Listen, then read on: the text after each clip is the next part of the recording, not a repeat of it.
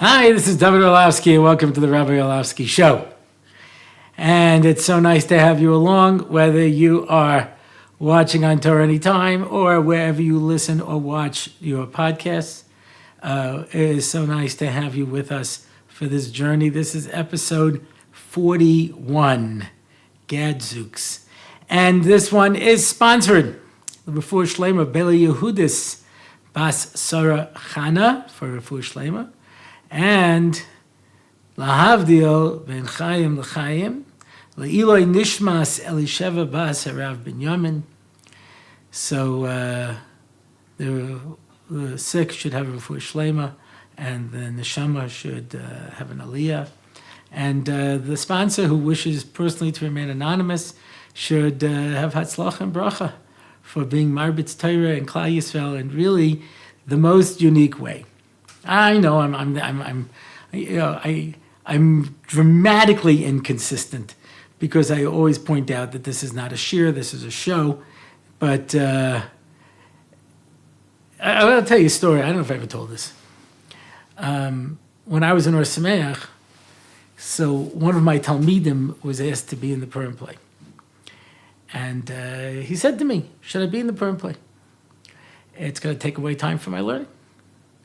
And I said, I can't think of few things in a yeshiva that are as important as the Purim play, done well. It creates such achdus. It brings people together. It gives across so many important messages. And Matti Berger once said, the big problem with Judaism is that everybody goes to shul on Yom Kippur instead of on Purim. So we get this jaded perspective of Judaism. This woman comes to the rabbi and says, I'm not coming to shul anymore. Every time I come, it's the same thing, ne'ilah. So if all you see is a fast day, if all you ever see is Tisha B'Av, if that's all you get to see, you're never going to get a perspective. And I watch the podcast myself because, there's a principle in halacha, kosher poleit eno beleya. So while I'm talking, I can't listen. I'm busy talking. And afterwards I watch it, and I'm always so amazed by the tremendous high quality, first of all, of the production that goes to my producer, but of the content that goes to me. And not just, and I have to tell you, I'm a terrible listener. There's sometimes when I speak and people say to me, thank you so much. And I say, no, thank you. Because I've spoken and I've listened, and listening is much harder than speaking. Trust me, I'm a terrible listener. And, to sit through a drasha, I often find it difficult. And that's why one of the warmest approbations I have ever received, and for those of you who don't know what approbation, it's a haskama, is when parents tell me I have kids who aren't interested in learning. Sometimes these are kids off the derech, but they love listening to your recordings because it's so much fun. And that, to me, is the goal. It's got to be fun.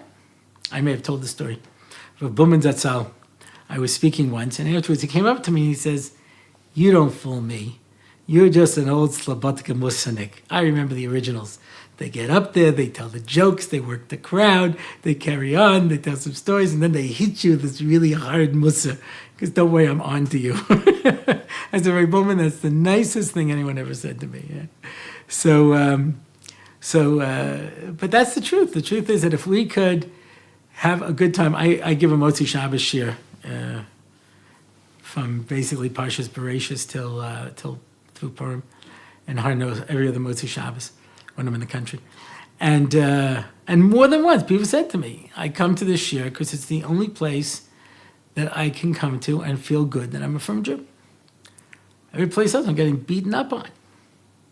Lahavdil was a guy back in Europe, he was reading the Sturma.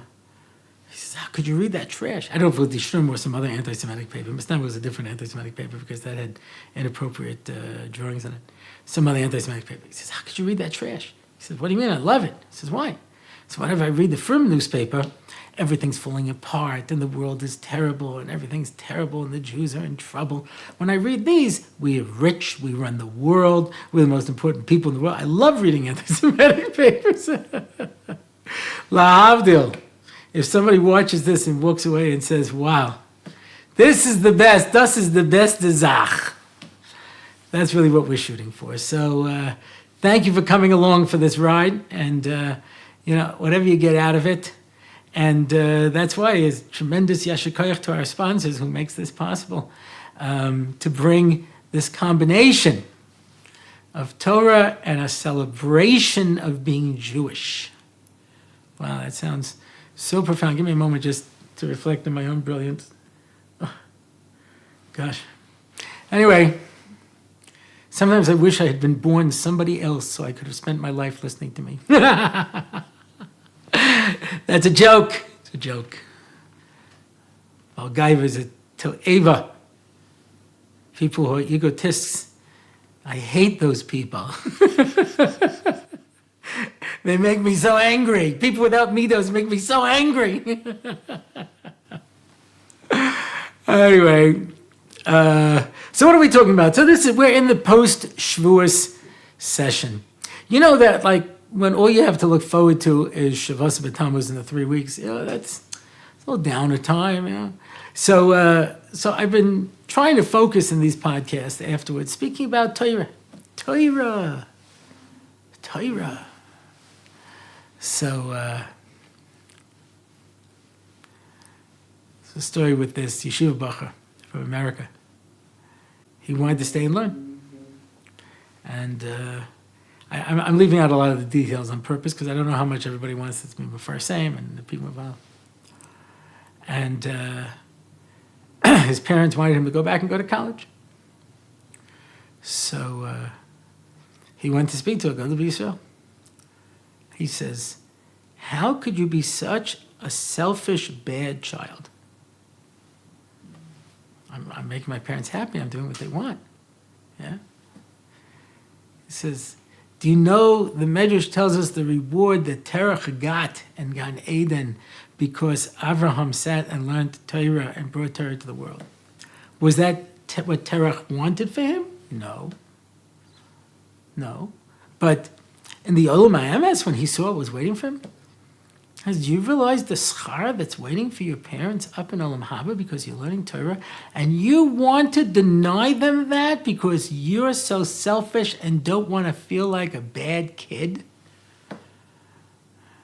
Well, counterintuitive there, but it's an important thing. You sometimes don't realize what it is that you really want until you get a perspective. So Torah is just, as the song says, it's the best Zach. Yeah, it's something that's unbelievable. So I want to spend this particular podcast not talking about Torah, talking about issues, social issues. I told somebody what I was going to talk about in this podcast, and they say, why? You're not going to change anything. And that is more than likely true. More than likely true. In case you haven't picked it up, and it's so interesting because I always said, anyone's invited to be part of the studio audience, and I gotten emails from people who say, we want to be part of the studio audience. We live in Eretz Yisrael. We're coming to visit. What do we do? And I send them all the details, and I never hear from them again. So they've never really become part of it. So for most of these podcasts, it's just me sitting in my living room, talking to myself. Those of you who have teenagers, I'm sure you're familiar with the experience. And so sometimes when we're talking to ourselves, that itself is important. Noach Weinberg used to say, it's hard to stay sane in an insane world when everybody's crazy. Now, I'm not saying what I'm going to say today is correct. I'm not in charge of anything. Not in charge. I have no position. I have no authority. People say to me, why don't you do this? Why don't you speak about this? Who am I? Nobody cares what I have to say. Yeah. I mean, nobody's calling me up in a position of authority saying, what should we do? There was one time that somebody associated with a major balabos who was involved in a lot of Torah activities said they wanted to meet with me to get my input, and I brushed them off and never heard from them again. Because I didn't really believe anybody really cares what I have to say. So That's one of the reasons I started this podcast. So I have a chance. I'll speak, at least for myself, to help crystallize issues that I think are important. And what I want to speak about today is the educational system. The Gemara says that Rav Shimon ben Shetach organized an educational system in Klal Yisrael so that every kid would be able to get an education. And Rav Moshe Shapiro once said, what happened before that? What happened before that? Everybody's parents taught their children. You taught your parents. People worked. Okay, so come out with me out to the field. And we'll work and we'll talk and we'll discuss. And while we're harvesting, while we're planting, while we're plowing, whatever we're doing, we can still talk. I used to have people want to come and speak to me, and I'd do it on Friday, and they'd come, and I'd be doing sponja. Or I'd be cooking, I'd be doing whatever. I can multitask at that point. Yeah? So I'm not so worried about that. But there was a natural thing. Once you create a school with standards, I remember 2 weeks ago when Rabbi Orlofsky was here, and I said, what is your the definition of success for a bacher in Or David? And he said, depends on the kid. Well, it's a brilliant answer, and it's true. But in the era of standardized tests, where everybody is measured by one standard, there's one finish line. Says Mesilas Yesharim in the first parak, Ma chavasai be'olamo. What is your obligation in your world? Everybody has unique talents and abilities, and as such, they have unique expectations. I can't expect the same thing from everybody, and nor should I. So yeah, everybody has to have that. It's almost impossible. I spoke at a school recently on exactly this point, and the teacher said, "But okay, you got 30 kids in class, so you have some at the top, you have some at the bottom, and a parabolic curve. Most of the people in the middle. How do you deal with all these kids in a school setting? And it's a tremendous challenge. I think I spoke about this in an earlier podcast. What I actually said, but the idea is that there's a challenge, and the school system is something that was set up with a certain thing. Now, I have this expression that I use all the time. Everyone does what everyone does because that's what everyone does. Now, I've always said this. I've said this for years. I've said it in different ways, but that's my phrase of choice these days. Everyone does what everyone does because that's what everyone does. That's just the way it is. Why are you going to that yeshiva? Everybody's going. Why are you doing this? That's what everybody does. Everybody does what everybody does. And to stop and think, should I do this? Is this a good idea? Should I change? So I don't mind if you decide to weigh the different options and conclude that this is the best way to go. But are you doing it just because everybody else does it, or because you sat down and decided that this was the best thing? The idea. So I want to focus on one aspect of our current educational system, and I'm going to do it backwards. The Gemara says Rabbi Akiva used to give off 2 days a year. Erev Pesach and Erev Yom Kippur. Erev Yom Kippur so that everyone could eat, and Erev Pesach so that people could get a nap and stay up for the Seder. So that means that they had yeshiva 363 days a year. There is a yeshiva in Yerushalayim that does that. They have yeshiva every single day. They have school every day. I'm talking about elementary school. I'm not talking about yeshiva gedola. Every single day. Now, when I was in education, they used to speak about how September had to be spent undoing the summer, because everyone stops learning for 2 months. Sometimes it's longer. But they stop learning for 2 months. Now they come back in September. They haven't opened any books. And you have to review with them, get them back into it, math and science and achas kama v'kama, Torah, halacha, all the kind of things that they've let slide away. And what's the reason that we have these 2 months off in the summer? It wasn't always that way. Let's take a step further. Move a little closer to home. Once in Yeshiva Katana and Yeshiva Gedola, and let me just take a moment to step on my soapbox and rant. In America, you have what's called junior high school, and then university. Presumably, the university experience is supposed to be dramatically different than your high school experience. Here we have Cheder, then Yeshiva Katana and Yeshiva Gedola. Yeshiva Katana is a small yeshiva. The people are smaller. They're wearing smaller hats, smaller jackets.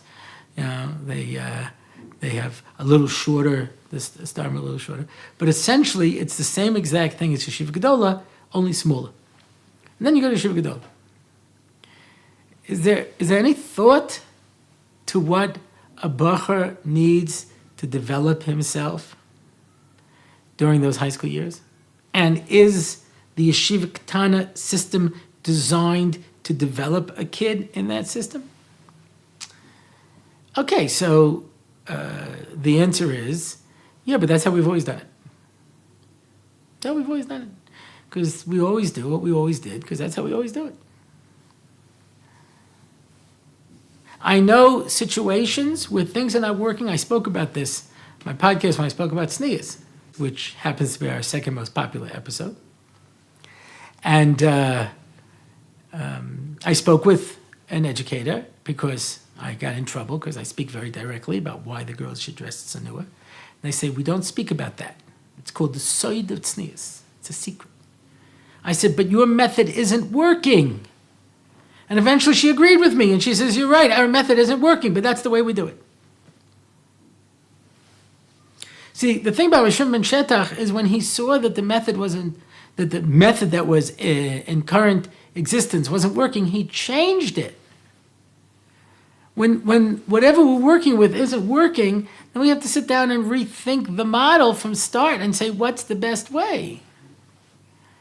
What's the best way? Not how has it been.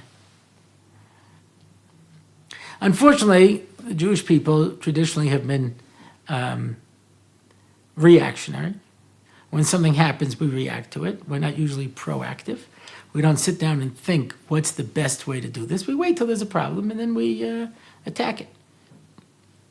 We were losing from girls because there was no girls' educational system until a seamstress in Krakow came up with this chap. Hey, maybe we should make schools for girls. We never did it before. Okay, but there's a problem. So we look to see there's a problem. We got to do something. We have to address that problem. Why are there 2 months off in the summer? Why? Okay. So you could argue summer camps. There's a tremendous advantage of summer camp experience. I'm not here to debate that. I spoke to a fellow who runs a seminary in Eretz Yisrael, and he says, when I go to recruit, and I ask the girls, where are your friends from? Invariably, they say, from camp. Meaning, I spend 10 months a year with the girls in my school, and I have not made any real ksharim. I go to camp for 2 months, and suddenly I'm making ksharim. I think that says something about our schools. If we're not able to create some kind of a relationship between the students. At 10 months a year, I'm just biding my time till my 2 months in summer camp. Rav Pincus tells a story that he was in charge of placing the boys. There were some places where they would sleep and some places where they would eat. So he says, it doesn't matter where they sleep because they're just going to go in and go to sleep. Yeah, said the Rosh Yeshiva. He says, but by the meals, they're going to talk and learning, the Chevreshaf, you know. And I looked at him and said, no, nobody cares about the meals. They're just going to eat and leave. But when you sleep, you want to make sure you're sleeping with somebody, you know, in the same room that you like, you get along with. He says, and we looked at each other like we were both crazy. What's the ultimate goal? What are we trying to accomplish? So let's move up to Yeshiva Katana and Yeshiva Gedola. We have off for the entire month of Nisan. Once upon a time, I understand. You were learning in a yeshiva, you had to travel back to your home. I'm talking about before there were trains. You have to appreciate this. It means you got into a horse and carriage, or you walked until you arrived at your destination. I read a biography once about Peter the Great, and it discussed how he traveled all over Europe, and they spent a little time explaining what these broken, rutted roads were like, and the wagon would go, and how often a wheel would break, and how difficult it was to travel. So, okay, took you time to get there. Yeah, you spent Pesach, took you time to get back, so you needed a month off. Today? And let's be honest, I know many yeshivas where the guys leave already after Purim. So 6 weeks? 6 weeks? So you can go home for Pesach? You have off 3 weeks for Sukkot. I understand giving off for Sukkot. You want to spend time with your family. You have another 2 weeks? Doing what? Why am I out of yeshiva? They used to give off an Av because it was so hot. Just couldn't learn. Where isn't there air conditioning today? So I have to give you off 3 weeks in the summer? And what goes on during those 3 weeks? For what? Everybody needs a break. Everybody needs a break. Everybody needs a vacation. So I have a fellow that I knew who was learning here in Kollel. And I finished my chores early. So my wife says to me, why don't you go and learn? Luxury. So I'm sitting in the Beis Medrash. And I did this a number of weeks. And I see there's this one Avrech he's there before I get there, and he's there after I leave. So finally I said to him, your wife doesn't mind? And he looked at me like I was out of my mind. He says, I have friends that work in Manhattan. They get up early in the morning, they take the train into Manhattan, they work to the last possible time that they can, they get the last train that they can, they come home, they take a shower, and they run off to shul. I had a friend, his father ran a takeout place in Brooklyn. He says he worked to the last possible time, cleaned up, came home, took a quick shower, ran off to shul. He spent the whole Shabbos smelling like, barbecue chicken. He says, if I'm learning, that's my profession, why am I getting off Friday afternoon? Why isn't that working time? So people work, get this clear. They get up early in the morning, they work a whole day, they come back at night. I'm talking about a good balabos, and then they first sit and learn. So mamash yom v'layla. So who needs a vacation? Sure, they're entitled to 2 weeks vacation. And a year, 2 weeks vacation. You know when they take it? Pesach and Sukkot. Because they know if they take off any other day, they're not going to get paid. The guy told me it was my brother's bar mitzvah. So my mother calls me, I should come in and help set up. I said, well, I'm in yeshiva. What about Yankel? Yankel works. Yankel can't take off. So how important is learning Torah to us? Now, does that mean we should do away with, all the Ben Izmanim and all the vacations and all of this? I'm in the advantage. I can just kvetch. I don't have to solve any of the problems. All I do is share my observations. And wherever they go and however they're done, if anybody out there is listening who actually is in charge of something and I have piqued your interest, then maybe this is something that we should consider. And that's it for this week. If you want to find out more about the podcast, please go to RabbiOrlofsky.com/podcast. If you want to find out about this particular podcast, go to RabbiOrlofsky.com/podcast/41.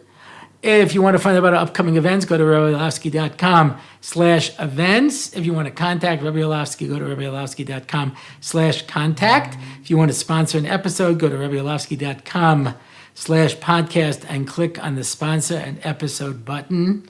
I am David Orlofsky. This is the Rabbi Orlofsky Show.